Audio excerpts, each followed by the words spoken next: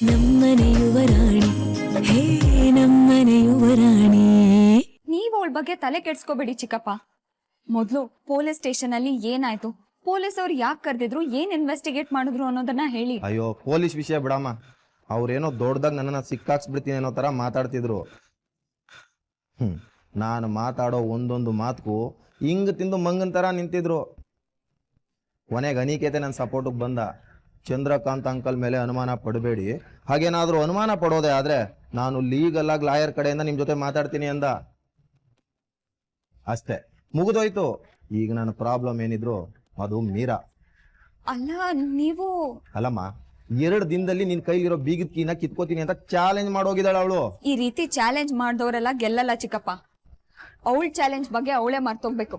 ಹಾಗೆ ಮಾಡ್ತೀನಿ, ನೋಡ್ತಾ ಇರಿ. ಆದ್ರೆ ನೀವು ಮಾತ್ರ ಚಿಕ್ಕಪ್ಪ ನನ್ಗೆ ಹೇಳ್ದೆ ಯಾವ ಕೆಲಸನೂ ಮಾಡಬಾರ್ದು, ಪ್ಲೀಸ್.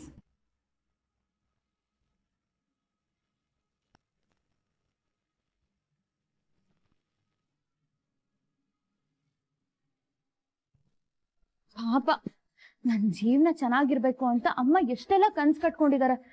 ಅಮ್ಮನ ಕನ್ಸನ್ನ ನಾನು ನನ್ಸ್ ಮಾಡ್ಬೇಕು ಅಂದ್ರೆ ನಾನು ಕಷ್ಟಪಟ್ಟು ಓದ್ಬೇಕು, ಒಳ್ಳೆ ಕೆಲಸ ಸಂಪಾದನೆ ಮಾಡ್ಬೇಕು, ನನ್ನ ಕಾಲ ಮೇಲೆ ನಾನ್ ನಿಂತ್ಕೋಬೇಕು. ಅದನ್ ಬಿಟ್ಟು ಕೆಲ್ಸಕ್ಕೆ ಬಾರ್ದಿರೋ ತರ್ಲೆ ಕೆಲ್ಸಗಳೆಲ್ಲ ಮಾಡ್ಕೊಂಡು ಆ ಕಡೆಯಿಂದ ಈ ಕಡೆ, ಈ ಕಡೆಯಿಂದ ಆ ಕಡೆ ಎಗ್ರಾಡ್ತಿರ್ತೀನಿ.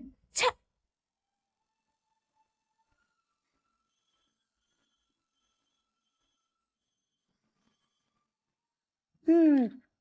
ಹೇಳಮ್ಮ ಮಾನ್ಯ. ಇವತ್ತಾದ್ರೂ ಕಾಲೇಜಿಗೆ ಬರ್ತೀಯೋ ಇಲ್ವೋ? ಇಲ್ಲ ಕಣ, ನಾನು ಬುಕ್ಸ್ ಎಲ್ಲ ಜೋಡಿಸ್ಕೊತಿದ್ದೀನಿ, ನಾಳೆ ಕಾಲೇಜಿಗೆ ಬರ್ತೀನಿ. ಸರಿ, ಹಾಗಾದ್ರೆ ಈ ವರ್ಷದ ಎಕ್ಸಾಮ್ ನ ನೆಕ್ಸ್ಟ್ ಇಯರ್ ಬರ್ಬಿಡು. ಯಾಕೆ ಹೀಗೆ ಮಾತಾಡ್ತಿದ್ಯಾ? ಇನ್ನೇನೆ ಮತ್ತೆ, ಕಾಲೇಜ್ ಫೀಸ್ ಲಾಸ್ಟ್ ಇನ್ಸ್ಟಾಲ್ಮೆಂಟ್ ಕಟ್ಟೋದಕ್ಕೆ ಇವತ್ತೇ ಲಾಸ್ಟ್ ದಿನ. ಇಂದು ಇನ್ನೂ 10,000 ಬಾಕಿ ಇದೆ, ಗೊತ್ತು ತಾನೆ? ಅಯ್ಯೋ ದೇವ್ರೆ, ಎಂತ ಮರವೆ ನನ್ಗೆ, ಇವತ್ತೇ ಲಾಸ್ಟ್ ಡೇನಾ? ಹೌದು. ಅಲ್ಲ ಕಣೆ, ರಾಜ್ಗುರು ಮನೆತನದ ಮನೆ ಮಗಳು ನೀನು ಇನ್ಸ್ಟಾಲ್ಮೆಂಟಲ್ ಫೀಸ್ ಕಟ್ಬೇಕಾ? ಮಾನ್ಯ, ನಾನೀ ಮನೇಲಿರೋದೇ ಬೇರೆ, ಈ ಮನೆ ಮಗಳಾಗಿರೋದೇ ಬೇರೆ. ನನ್ ಓದು, ನನ್ ಖರ್ಚು ವೆಚ್ಚ ಎಲ್ಲ ಬೇರೆ. ಯಾಕಂದ್ರೆ ಅಮ್ಮ ತುಂಬಾ ಸ್ವಾಭಿಮಾನಿ ಕಣೆ. ನಾನ್ ದುಡ್ದಿರೋ ಸಂಬಳದಲ್ಲೇ ನನ್ ಮಗಳು ಓದ್ಬೇಕು ಅಂತ ಅನಿಕೇತ್ಗೆ ಸಾಕೇತ್ಗೆ ಕಂಡೀಷನ್ ಹಾಕ್ಬಿಟ್ಟಿದ್ದಾರೆ. ಆ ಕಂಡೀಷನ್ಗೆ ಅವರಿಬ್ರು ಒಪ್ಕೊಂಡ್ಮೇಲೆ ನನ್ನ ಇಂಜಿನಿಯರಿಂಗ್ ಮಾಡಿಸಿದಕ್ಕೆ ಕಳ್ಸಿದ್ದು. ಓಕೆನಾ? ಸಾಕು ಮನ್ಸ್ ಮಾಡಿದ್ರೆ ಚಿಟ್ಕೆ ಹೊಡೆಯೋಷ್ಟೊತ್ತಲ್ಲಿ ನಾನು ಇಷ್ಟು ವರ್ಷದ ಫೀಸ್ನ ಹಾಗೆ ಕಟ್ಬಿಡ್ತಿದ್ದ ಗೊತ್ತಾ. ಆದ್ರೆ ಅದಕ್ಕೆ ಅಮ್ಮ ಒಪ್ಪಲ್ಲ. ಅಮ್ಮ ಒಪ್ಪದೇನು, ನಾನು ಒಪ್ಪಲ್ಲ ಗೊತ್ತಾ. ನನಗೆ ಈ ಮನೆ ಪ್ರೀತಿ ಬೇಕು, ನಾನು ಈ ಮನೆ ಮಗಳು ಅನ್ನೋ ನಂಬಿಕೆ ವಿಶ್ವಾಸ ಬೇಕು. ಅದ್ ಬಿಟ್ಟು ಹಣ, ಹಕ್ಕು, ಅಧಿಕಾರ ಹಾಗೆ ಹೀಗೆ ಅದೆಲ್ಲ ನನಗೆ ಬೇಡ ಕಣೆ. ಸರಿ, ಇವತ್ತೇ ಅಮೌಂಟ್ ತಗೊಂಡ್ ಬಂದ್ಬಿಡು, ಕಟ್ಟುವಂತೆ. ಹಾ ಸರಿ. ಆಕ್ಚುಲಿ ಲೈಬ್ರರಿ ಬುಕ್ಸ್ನ ಇವತ್ತೇ ರಿಟರ್ನ್ ಮಾಡ್ಬೇಕಿತ್ತು ಕಣೆ. ನಾಳೆ ಅಂತ ಕೂತ್ಕೊಂಡ್ರೆ ಎಲ್ಲ ಹಾಳಾಗುತ್ತೆ. ಇವತ್ತೇ ಬರ್ತೀನಿ, ಸಿಗೋಣ ಕಾಲೇಜಲ್ಲಿ, ಓಕೆನಾ? ಬಾಯ್.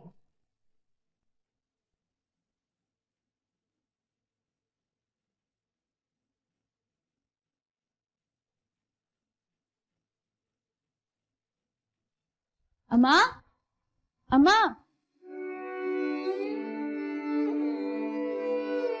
ಅಮ್ಮ ಅಮ್ಮ ಅಮ್ಮ ಅಮ್ಮ ಅಮ್ಮ ನನ್ನ ಮುದ್ದು ಗುಮ್ಮ. ಏನಿವತ್ತು ನನ್ನ ಮುದ್ದು ಕೋತಿ ಮರಿಗೆ ಅಮ್ಮನ ಮೇಲೆ ತುಂಬಾ ಪ್ರೀತಿ ಬಂದ್ಬಿಟ್ಟಿದೆ. ಇದೇನಮ್ಮ ಇದು, ನೀನು ಕೆಲಸ ಮಾಡೋದಕ್ಕೆ ಸ್ಟಾರ್ಟ್ ಮಾಡ್ಬಿಟ್ಟಿಯಲ್ಲ, 1-2 ದಿನ ರೆಸ್ಟ್ ಮಾಡೋದಲ್ವಾ? ರೆಸ್ಟ್ ಮಾಡಕ್ಕೆ ನಾನೇನು ಈ ಮನೆ ಯಜಮಾನಿನ? ನಾನು ಈ ಮನೆ ಕೆಲಸದೋಳು. ಓ ದೇವ್ರೆ! ಅಮ್ಮ ಪ್ಲೀಸ್, ಹೇಳಿದ ವಿಷಯನ ಎಷ್ಟು ಸರಿ ಹೇಳ್ತೀಯಾ? ನೀನ್ ಎಲ್ಲಿವರೆಗೂ ನಿನ್ನನ್ನ ನಿನ್ ಮನೆ ಕೆಲಸದೋಳು ಮಗಳು ಅಂತ ಅನ್ಕೊಳಲ್ವೋ ಅಲ್ಲಿವರೆಗೂ ಹೇಳ್ತಾನೆ ಇರ್ತೀನಿ. ನೀನ್ ಯಾವಾಗ ನಿನ್ ಮನೆ ಕೆಲಸದೋಳು ಮಗಳು ಅಂತ ಅನ್ಸುತ್ತೋ ಆಗ ಈ ಮನೆಯಲ್ಲಿ ಏನೇ ನಡೀಲಿ, ಸಮಾಜದಲ್ಲಿ ಯಾರು ಏನೇ ಅನ್ಲಿ, ಮನ್ಸಿಗೆ ನೋವಾಗಲ್ಲ. ಆದ್ರೆ ನೀನು ನಾನ್ ಮನೆ ಕೆಲಸದೋಳು ಮಗಳಲ್ಲ, ಈ ಮನೆ ಮಗಳು ಅಂತ ಅನ್ಕೊಂಡ್ರೆ ಜನ ಆಡೋ ಮಾತು ಮನ್ಸಿಗೆ ನೋವು ಕೊಡುತ್ತೆ ಕಂದ. ಅಪ್ಪ ಪ್ಲೀಸ್, ನಂಗೆ ಹೆವಿ ವಿಷಯಗಳೆಲ್ಲ ಅರ್ಥ ಆಗಲ್ಲ. ಸುಮ್ನೆ ಫೋರ್ಸಿಬ್ಲಿ ನನ್ನ ತಲೆ ಒಳಗೆ ತುರುಕ್ಬೇಡ ನೀನು. ಅದೆಲ್ಲ ಬಿಟ್ಟಾಕು. ನಾನು ಆಕ್ಚುಲಿ ಇಲ್ಲಿಗೆ ಯಾಕೆ ಬಂದಿದ್ದು ಗೊತ್ತಾ? ಏನೋ ಕೆಲಸ ಆಗ್ಬೇಕಾಗಿರುತ್ತೆ, ಅದಕ್ಕೆ ಬಂದಿರ್ತೀಯ. ಅಮ್ಮ ಅಮ್ಮ ಹೇಳು. ಮತ್ತೆ ಅಮ್ಮ, ಕಾಲೇಜ್ ಲಾಸ್ಟ್ ಇನ್ಸ್ಟಾಲ್ಮೆಂಟ್ ಕಟ್ಟೋದಕ್ಕೆ ಇವತ್ತು ಲಾಸ್ಟ್ ಡೇ. ಅಯ್ಯೋ ಕೋತಿ, ನಿನ್ನೆನೆ ನೆನಪಿಸೋದಲ್ವಾ? ಸಾಕೇತ್ ಹತ್ರ ಮಾತಾಡ್ತಾ ಇದ್ದೆ. ನನ್ಗೇನಮ್ಮ ಗೊತ್ತಿತ್ತು, ನಂಗೂ ಇವತ್ತೇ ಗೊತ್ತಾಗಿದ್ದು. ಮಾನ್ಯ ಫೋನ್ ಮಾಡಿದ್ಮೇಲೆ ಗೊತ್ತಾ. ನಂಗೆ ಮುಂಚೆನೆ ನೆನಪಾಗಿದ್ದಿದ್ರೆ ಸಾಕು ಹತ್ರ ಮಾತಾಡಿ ಇನ್ನು 10,000 ಬ್ಯಾಲೆನ್ಸ್ ಇದೆ ಕೊಡು ಅಂತ ಕೇಳಿರ್ತಿದ್ದೆ. ಸರಿ ಬಿಡು, ತುಂಬಾ ದಿನದ ನಂತರ ಸಾಕೇತ್ ಆಫೀಸ್ಗೆ ಹೋಗಿದ್ದಾನೆ. ಅವನಿಗೆ ಫೋನ್ ಮಾಡಿ ತೊಂದರೆ ಕೊಡೋದು ಬೇಡ. ನೀನು ಹೋಗಿ ಅಹಲ್ಯಮ್ಮನ್ನ ಕೇಳು.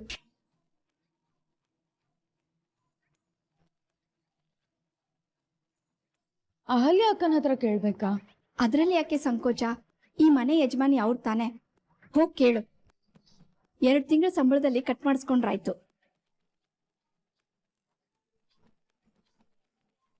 ಸರಿ ಅಮ್ಮ.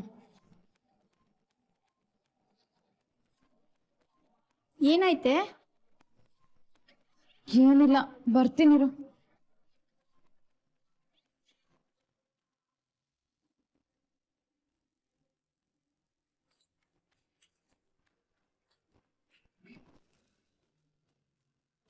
ಅನಿ, ಯಾವ್ಯಾವ ಕೆಲಸ ಪೆಂಡಿಂಗ್ ಇದೆ ಅಂತ ನೋಡ್ಕೊಂಡ್ ಬಾ, ನಾನು ಒಳಗಡೆ ಇರ್ತೀನಿ. ಸರಿ ಅಣ್ಣ.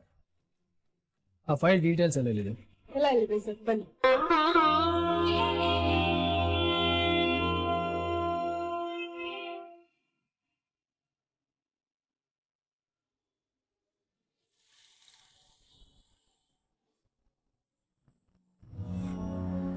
ಅಮ್ಮ, ಮಿಸ್ ಯು.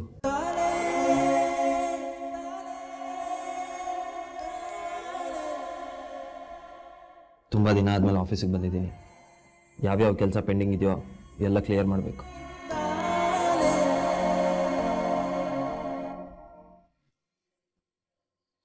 ಏನ್ರಿ ಇದೆಲ್ಲ? 25 ಆಡ್ಗಳಿಗೂ ಲೈನ್ಸ್ ಫೈನಲೈಸ್ ಆಗಿಲ್ವಲ್ಲ, ಏನ್ ಮಾಡ್ತಿದ್ದೀರಾ ನೀವು? ಸರ್, ಅದು ಎಲ್ಲಾ ರೀತಿಲೂ ಪ್ರಯತ್ನ ಪಡ್ತಾನೆ ಇದ್ದೀವಿ. ಕ್ಲೈಂಟ್ಸು ಲೈನ್ಸ್ಗಳನ್ನ ಒಪ್ತಾನೆ ಇಲ್ಲ ಸರ್. ತುಂಬಾ ಒಳ್ಳೆ ಒಳ್ಳೆ ಲೈನ್ಸ್ಗಳನ್ನ ಕೊಟ್ಟಿದ್ದೀವಿ ಸರ್. ಏನ್ ಹೇಳಿದ್ರು ಪ್ರತಿ ಒಂದು ಲೈನ್ ಕೂಡ ರಿಜೆಕ್ಟ್ ಮಾಡ್ತಾ ಇದಾರೆ ಅವರು. ಯಾವ್ದ್ರಿ ಆ ಲೈನ್ಗಳು? ಎಲ್ಲಿದೆ? ಪ್ರತಿಯೊಂದು ಪ್ರಾಜೆಕ್ಟ್ ಪ್ರೊಫೈಲ್ ತಗೊಂಡ್ ಬನ್ನಿ. ಎಲ್ಲ ಇಲ್ಲೇ ಇದೆ ಸರ್.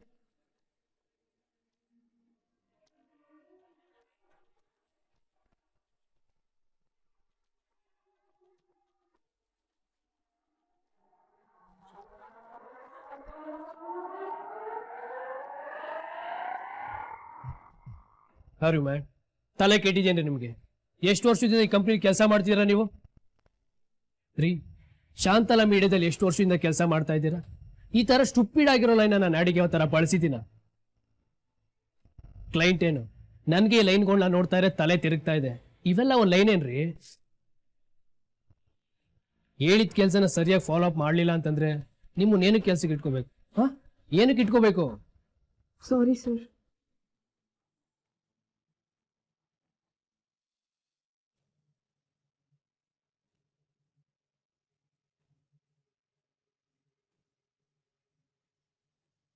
ಏನ್ ಮಾಡ್ಲಿ? ಅಹಲ್ಯ ಅಕ್ಕನ ಹತ್ರ ದುಡ್ಡು ಕೇಳೋದಕ್ಕೆ ಬಾಯಿ ಬರ್ತಿಲ್ವೇ? ಸಾಕು ಆಗಿದ್ದಿದ್ರೆ ಅಮ್ಮನ ಸ್ಯಾಲ್ರಿಲಿ ದುಡ್ಡನ್ನ ಕಟ್ ಮಾಡ್ಕೊ ಅಂತ ಆರಾಮಾಗಿ ಹೇಳ್ಬಿಡ್ಬೋದಿತ್ತು. ಆದ್ರೆ ಇವ್ರ ಹತ್ರ ಹೇಗೆ ಕೇಳಲಿ? ಈ ಮನೇಲಿ ಯಾವತ್ತೂ ದುಡ್ಡು ಕೇಳೋದಕ್ಕೆ ಸಂಕೋಚನೆ ಆಗಿರ್ಲಿಲ್ಲ. ಫೀಸ್ನ ಆರಾಮಾಗಿ ಕಟ್ಬಿಡ್ಬೋದಾಗಿತ್ತು. ಆದ್ರೆ ಫಸ್ಟ್ ಟೈಮ್ ಅಹಲ್ಯ ಅಕ್ಕನ ಹತ್ರ ಕೇಳೋದಕ್ಕೆ ಎಷ್ಟೊಂದು ಹಿಂಸೆ ಆಗ್ತಿದೆ. ಏನ್ ಮಾಡ್ಲಿ? ಪ್ರಿನ್ಸಿಪಲ್ ಹತ್ರನೇ ಹೋಗಿ ಒಂದಿನ ಎಕ್ಸ್ಟೆನ್ಷನ್ ಕೊಡಿ ಅಂತ ರಿಕ್ವೆಸ್ಟ್ ಮಾಡ್ಕೋತೀನಿ. ಆಮೇಲೆ ಸಾಕು ಹತ್ರ ಬಂದು ದುಡ್ಡು ಕೇಳ್ತೀನಿ. ಪೆನಾಲ್ಟಿ ಕಟ್ಟಿದ್ರು ಚಿಂತೆ ಇಲ್ಲ.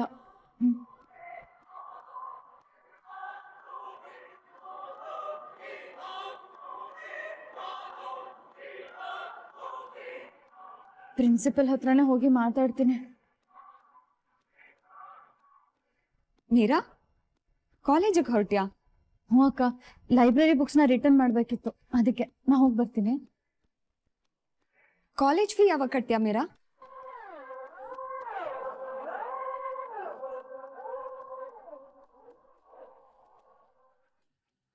ಈಗ ತಾನೇ ಶಾಂಭವಿ ಅಮ್ಮನ ಹತ್ರ ಮಾತಾಡ್ದೆ.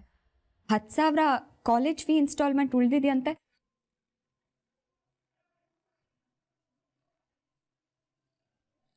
ಮೀರಂಗೆ ನಿಮ್ಮ ಹತ್ರ ಕೇಳೋದಕ್ಕೆ ಮುಜುಗರ ಆಗುತ್ತೇನೋ, ಕೊಟ್ಬಿಡಿ ಅಂತ ಶಾಂಭವಿ ಅಮ್ಮ ಹೇಳಿದ್ರು. ಅದಕ್ಕೆ ನಾನೇ ನಿನ್ನನ್ನು ಹುಡ್ಕೊಂಡು ಬಂದೆ. ಕೊಡ್ತೀನಿ ಬಾ.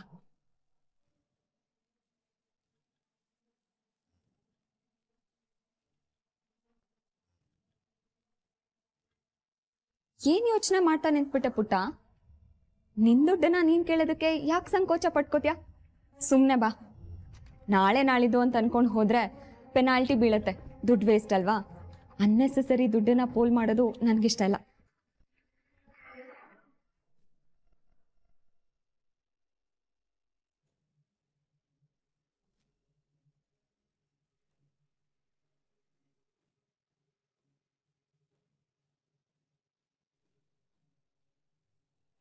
ಶಾಂತಲಾ ಮೀಡಿಯಾಗೆ ಪ್ರೊಫೈಲ್ಸ್ ರೆಡಿ ಮಾಡೋದಕ್ಕೆ ಪ್ರಪೋಸಲ್ಸ್ ಯಾಕೆ ಬರುತ್ತೆ ಗೊತ್ತಾ? ನಮ್ಮ ಪ್ರೊಫೈಲ್ಸು ಅಷ್ಟು ಅದ್ಭುತವಾಗಿರುತ್ತೆ, ಅಷ್ಟು ಜನಕ್ಕೆ ರೀಚ್ ಆಗುತ್ತೆ. ಈ ಥರ ಲೈನ್ಸ್ ಬರೆದ್ರೆ ಬರೀ ಕ್ಲೈಂಟ್ ಫ್ಲಾಪ್ ಆಗಲ್ಲ, ನಮ್ಮ ಕಂಪನಿ ರೆಪ್ಯುಟೇಷನ್ ಕೂಡ ಹಾಳಾಗುತ್ತೆ. ನಾನು ಇವ್ರಿಗೆ 15 ದಿನದ ಹಿಂದೆನೇ ಹೇಳಿದ್ದೆ ಅಣ್ಣ, ಕ್ರಿಯೇಟಿವ್ ರೈಟರ್ಸ್ನ ಹೈಯರ್ ಮಾಡಿ ಇಂಟರ್ವ್ಯೂಗೆ ಬರೋಕೆ ಹೇಳಿ, 5 ಜನನ ಸೆಲೆಕ್ಟ್ ಮಾಡಿ ನಾನು ಬಂದು ಫಾಲೋ ಅಪ್ ಮಾಡ್ತೀನಿ ಅಂತ. ಬಟ್ ಇವ್ರು ಯಾವ ಕೆಲಸನೂ ಮಾಡಿಲ್ಲ, ವೇಸ್ಟ್ ಅಣ್ಣ ಇವರೆಲ್ಲ. ನೀವು ಒಂದು ನಿಮಿಷ, ನಾನು ಮಾತಾಡ್ತೀನಿ. ನೋಡ್ರಿ, ಬಿಗಿನಿಂಗಲ್ಲಿ ನಮ್ಮ ಕಂಪನಿಯಲ್ಲಿ ಒಳ್ಳೊಳ್ಳೆ ರೈಟರ್ಸ್ ಇದ್ರು, ಆದರೆ ಅವ್ರಿಗೆ ಪ್ರಮೋಷನ್ ಕೊಟ್ಟು ನಾವೇ ಬೇರೆ ಬೇರೆ ಕಡೆ ಕಳಿಸಿದ್ವಿ. ಈಗ ಹೋಗಿ ಅವ್ರ ಹತ್ರ ಲೈನ್ಸ್ ಬರ್ಕೊಡಿ ಅಂತ ಕೇಳೋದಕ್ಕಾಗಲ್ಲ. ಯಾಕ್ರಿ, ಒಬ್ಬ ಕ್ರಿಯೇಟಿವ್ ರೈಟರ್ ಸಿಗೋದು ಅಷ್ಟೊಂದು ಕಷ್ಟನಾ? ಅಷ್ಟು ಬರ ಇದೆಯಾ? ಯಾಕೆ ಹುಡ್ಕೋದಕ್ಕಾಗಲಿಲ್ಲ ನಿಮ್ಮ ಕೈಲಿ? ಸರ್, ಕಡಿಮೆ ಅಂದ್ರೆ 100 ರಿಂದ 120 ಜನಕ್ಕೆ ಇಂಟರ್ವ್ಯೂ ಮಾಡಿದ್ವಿ ಸರ್. ಬಟ್ ಆ ಹಲ್ಲೆ ಮೇಡಮ್ ತರ ಬರೆಯೋರು ಯಾರು ಸಿಗ್ಲಿಲ್ಲ ಸರ್. ಅಟ್ಲೀಸ್ಟ್ ಒಂದು 4 ಬ್ಯೂಟಿಫುಲ್ ಲೈನ್ ಬರೆಯೋ ಸಿಗ್ಲಿಲ್ವಾ ನಿಮ್ಗೆ? ಕ್ಷಮಿಸಿ ಸರ್, ಕೆಲವೊಂದು ಉತ್ತಮವಾದ ಲೈನ್ಸ್ ಇತ್ತು ಸರ್, ಅದು ಪ್ರಾಡಕ್ಟಿವ್ ಕೂಡ ಯೂಸ್ಫುಲ್ ಅನಿಸ್ತಾ ಇತ್ತು ಸರ್. ಆದರೆ ನಾವು ಯಾವಾಗ ಕ್ಲೈಂಟ್ಸಿಗೆ ಎಕ್ಸ್ಪ್ಲೇನ್ ಮಾಡಕ್ ಹೋದ್ರು ಅವ್ರು ಯಾರು ಅದರಲ್ಲಿ ಇಂಟ್ರೆಸ್ಟ್ ತೋರಿಸ್ತಿರ್ಲಿಲ್ಲ ಸರ್. ಅಹಲ್ಯ ಮೇಡಮ್ ಬರೆದಿರೋ ಲೈನ್ಸ್ಗಳೇ ಅವ್ರಿಗೆ ಇಷ್ಟ ಅಂತ ಹೇಳ್ತಾ ಇದ್ರು ಸರ್.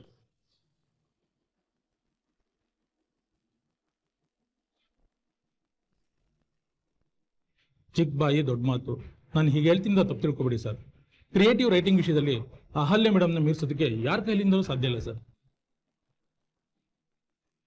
ಏನಾದರೂ ಆಫೀಸಿಗೆ ರೀಅಪಾಯಿಂಟ್ ಆದ್ರೆ ದೊಡ್ಡ ಸಮಸ್ಯೆಗಳೆಲ್ಲ ಚಿಟಕಿ ಹೊಡೆಯೋದ್ರಲ್ಲಿ ಕರ್ಗೋಗುತ್ತೆ.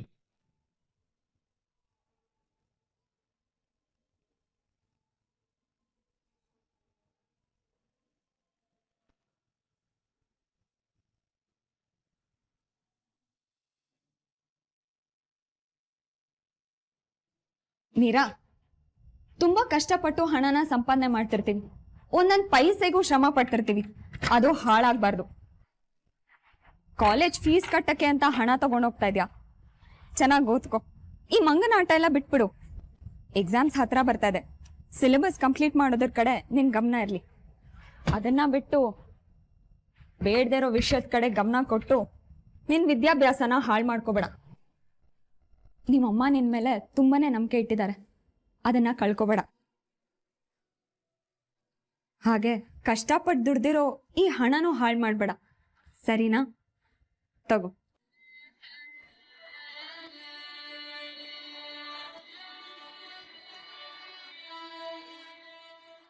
ಯಾಕೆ ಹಾಗೆ ನಿಂತ್ಬಿಟ್ಟೆಮ್ಮ? ತಗೋ. ಈ ಹಣದ ಬೆಲೆ ಏನು ಅಂತ ದೇವಸ್ಥಾನಕ್ಕೆ ಹೂ ಕಟ್ಟಿದ್ ನನ್ಗೆ ಚೆನ್ನಾಗೇ ಗೊತ್ತು. ತಗೋ. ಥ್ಯಾಂಕ್ಸ್ ಅಕ್ಕ.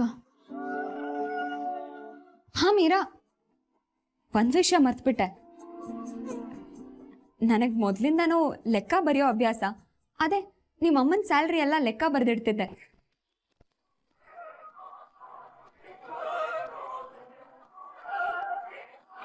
ನಾನು ಮದುವೆ ಆಗಿ ಮನೆಗೆ ಸೊಸೆ ಆಗಿ ಬಂದ್ಮೇಲಿಂದ ಅಮ್ಮಂಗೂ ನಿನ್ಗೂ ಏನೇನ್ ಖರ್ಚಾಗಿದೆ, ಎಷ್ಟೆಷ್ಟು ಖರ್ಚಾಗಿದೆ ಅಂತ ಲೆಕ್ಕ ಬರೆದಿಟ್ಟಿದ್ದೀನಿ. ಒಂದ್ಸರಿ ನೋಡ್ತೀಯಾ?